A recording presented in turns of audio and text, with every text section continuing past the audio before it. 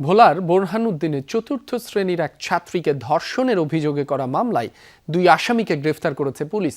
বুধবার দুপুরে উপজেলা পরিষদের সামনে থেকে তাদের গ্রেফতার করা হয়। মামলার বিবরণে বলা আছে, 16 জুলাই স্কুল ছুটির পর সব শিক্ষার্থী চলে গেলে ভুক্তভোগী শিশুকে বিদ্যালয়ের 3য় তলায় নিয়ে যান প্রধান শিক্ষক মহিউদ্দিন। পরে জোরপূর্বক ধর্ষণ করা হয় তাকে।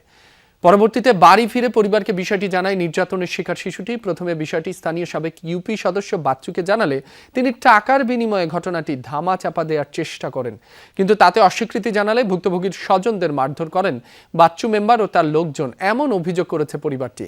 পরবর্তীতে বুধবার নির্যাতনের শিকার শিশুর দাদা বাদী হয়ে ধর্ষণ মামলা করেন। পরে প্রধান শিক্ষক মহিউদ্দিন ও ইউপি সদস্য বাচ্চুকে গ্রেফতার করে পুলিশ।